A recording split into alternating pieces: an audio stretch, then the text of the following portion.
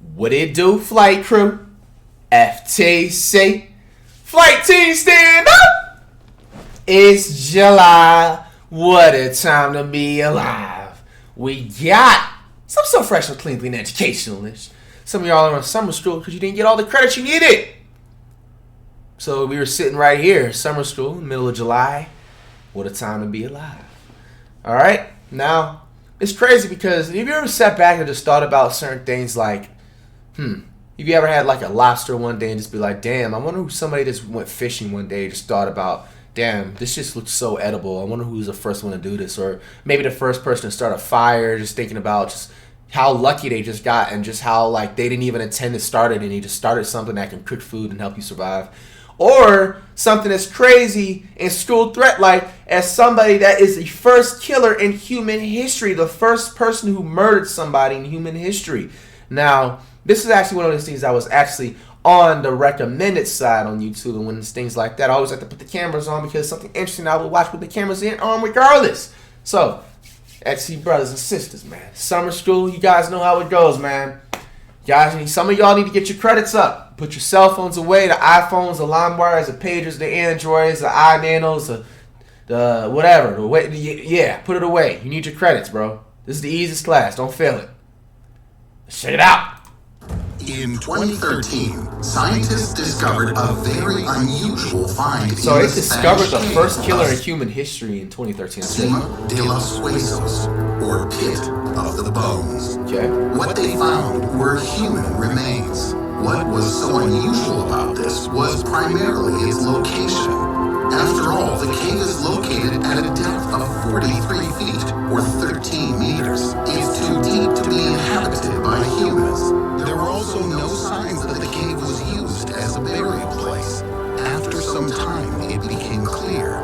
This find was evidence of the very first murder in human history. Wow. At least the first case known to science to date. What guided the first murderer on Earth? And what made the circumstances of this crime unusually strange? At the dawn of scientific research, there were two opposing points of view on the nature of man. On the one hand was Thomas Hobbes, who suggested that the nature of Homo sapiens is extremely violent, and the entire evolutionary development of mankind is a war of all against all. On the other hand, there was Jean-Jacques Rousseau, who believed that human civilization was built on cooperation and the desire to be a full member of a social group. The debate between these two sides exists to this day. Wow. Who is really right, Hobbes or Rousseau? What is the real nature of man? To clarify the case of the corpses discovered in the Spanish cave, scientists decided to study the remains in closer detail. That's crazy. They assembled a skull from 52 fragments scattered along the bottom of the cave. 52 fragments? And determined his age. It turned out that the person the skull belonged to lived approximately 430,000 years ago. 430,000 years ago, man, I don't even remember. However, this was not what surprised scientists. Most of the researchers' attention was focused on two fractures above the left eye. They had the same outline and were completely identical. At first, scientists suggested that the injuries occurred when falling to the bottom of the cave. However, in Cima de los Huesos, there is nothing that could cause such a symmetrical fracture. Yeah. In addition, no signs of healing were found in the injured area. This means that the injury either caused death or happened posthumously. What's posthumous mean? Scientists began to study the skull fractures in more detail and came to the conclusion that they resulted from a blow from a stone spear or axe. That is, it was an intentional murder. Judging by the location of the fractures, the attacker struck the area above the left eye with his right hand several times. Wow, bro, the first school threat in history, bro. After that, the killer dragged the lifeless body and dropped it to the bottom of the cave of Cima de los Huesos. What? What did he do to you? However, the murdered man seemed to have been far from the only victim of severe physical violence, because besides him, the remains of another 28 people were found in the cave. No traces of violent death were found on the other skeletons, but scientists are sure that the people were already dead when they were dropped to the bottom of the cave. It's possible that there were several criminals who committed the first ever massacre known to mankind. Wow.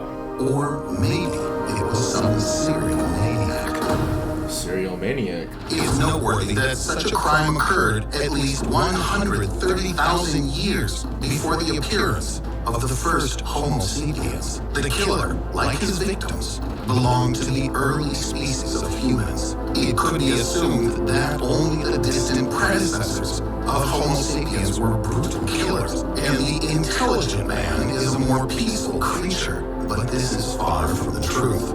The first Homo sapiens only continued down the path of violence that their ancestors had initiated. Another discovery only confirms this. During the Second World War, human remains were discovered in the Romanian cave of Sioclovina, among which was also a skull with unusual injuries. Whoa. These remains were dated to about 33,000 years ago. Sheesh. For a long time, scientists couldn't explain the wounds found, and only 70 years later, with the advent of modern, high-quality equipment, were the researchers able to solve this crime. Scientists created several molds of the head from a material that mimics the properties of real bones. Then, the experimenters threw it from different heights and also tested various murder weapons, such as a baseball bat and fragments of volcanic stones on the model. The head was hit in two positions, when it rested on a hard surface in case the victim was lying on the ground at the time of the murder, then also in an upright position in case the victim was standing during the attack. After a series of simulated attacks on the artificial head, scientists compared the data with CT scans of the actual skull. As in the case of the previously suspected killing, there were no signs of healing on the skull. Therefore, the blow most likely caused death. The hypothesis They had to that be strong, bro. injuries One caused time? after death was ruled out. Indeed, otherwise, the bones would be old and dry at the time of impact, so the fracture would have sharp edges. However, bone That's crazy how fragments they know this float stuff. very smoothly inside, which indicates that at the time of the blow, there was soft brain tissue inside the skull. That is, the person was still alive at the time of injury. But the victim did not die instantly, and the blows themselves were few. The first blow happened when the person fell face down, probably after being pushed. After that, the victim rose back to his feet. The second injury was then received directly from the attacker. The blow was delivered with a blunt object, after which the bone fragments flew off to the back of the skull. This indicates that the killer was face to face with the victim. Since the blows were on the right side of the head, scientists suggested that the attacker was left-handed. This case was one of the first killings known to scientists to have occurred among Homo sapiens. In modern times, we often tend to blame violence on the media, computer games, or violent films. However, The stupidest shit you can ever say, bro. And I'm so glad he had this example in, because I low-key was thinking about it, bro. After watching this, bro, if any person wants to sit up here and tell you, oh, playing Grand Theft Auto or these shooting games, this don't make you cause to turn into this and that. Like, no, nigga, go look back 400 and tell you to go look at this video or look at my reaction. 430,000 years ago, bro, if you were born a school threat, you were going to do school threat like shit, bro. Video games and technology have nothing to do with it, bro. You know what I'm saying? It's all about the parenting, who's loving you, who's teaching you what's right and wrong, and who are you just around, bro. Like, it's just facts.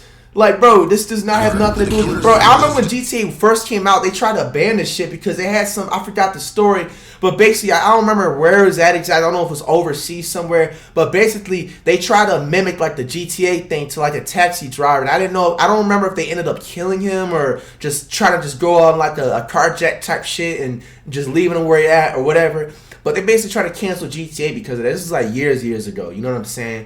Like, that's just crazy as heck, bro.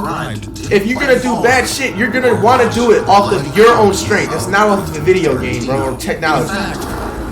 It's the bad parenting, and it's the child himself. Take them accountability. Biologists believe that the cause of modern violence is natural selection. Our ancestors, who had a propensity towards cruelty, simply killed all their peace-loving kindred. Therefore, only violent people could continue to rule the clan. As a result, the genes responsible for aggression were preserved in the evolutionary development of man, passed on to subsequent generations, and finally reached us.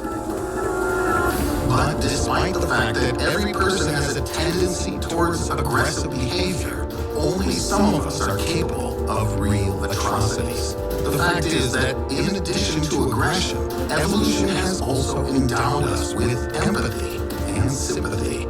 Since our survival has always depended to a large extent on interaction with other people, the ability to empathize and collaborate allowed for coexistence with our own kind. However, some are simply devoid of this quality.